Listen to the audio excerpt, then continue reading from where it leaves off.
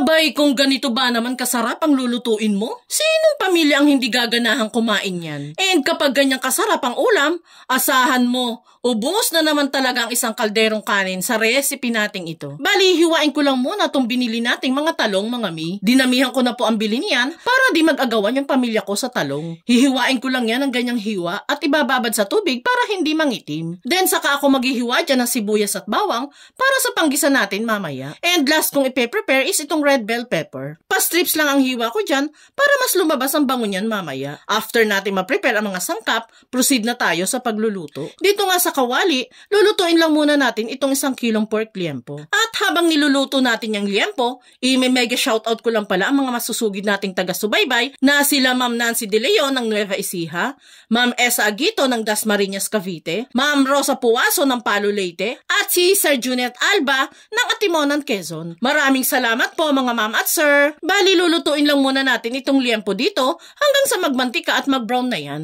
Masasarap kasi ang lasa niyan mga mi kapag bahagya mo ng pinirito. Medyo ingat-ingat lang po kayo sa baboy at medyo matilamsik lang ng konti. And once nga na naprito na natin sa sarili niyang mantika, pwede na nating ilagay ang sibuyas at bawang. Ihahalo na natin yung panggisa dyan until lumabas yung bango. At this point mga mi, maglalagay na din tayo dyan ng konti lang na toyo, konting seasonings at pamintang pino. Then halu-haluin lang. Isasabay ko na din po palang i-shoutout itong 4 pang solid viewers natin na sila Ma'am Lucy Almedras ng Talisay, Batangas, Sir Benjamin Ocoma ng Agusan del Sur, Ma'am Lynn 22 ng Pampanga, at si Sir Arnel Cruz ng Calawag, Quezon. Salamat din po sa inyong walang sawang pagsubaybay mga ma'am at sir. Diyan nga mga mi, maglalagay na din tayo ng konting tubig para mas mapalambot pa natin ang karne. Medyo may katigasan pa po kasi yan at makunat pa kapag kinain. Kaya pakukuluan pa natin yan ng mga 20 to 25 minutes until lumambot. At after nga ng 25 minutes sa pagpapakulo natin sa karne,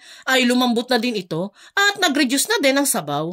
At this point, pwede na tayong maglagay ng oyster sauce sa ating niluluto. Isang small sachet lang mga mi is enough na po dito. Halu-haluin lang yan at ilagay na din ang hiniwang talong. At kung nakaabot ka sa part ng video nating ito, it means na interesado ka sa ulam recipe na sinishare natin ngayon. At kung sakali pong magugustuhan mo ito, pwede po bang pakipusuan mo naman ang video natin at mag-comment ka na din po sa ibaba kung taga saan po kayo para naman ma-shoutout ko po kayo sa mga future videos na gagawin pa natin. Thank you po lagi! Dito nga mga mi, lulutuin muna natin ng 10 minutes yung talong. Since madali lang naman yung lumambot, kaya 10 minutes ay sapat na po. And kapag ganyan nga pong lumambot na, ilalagay na natin yung last ingredient natin, which is itong red bell pepper. Halu-haluin pa natin yan ng last 3 minutes. And that's it mga mi.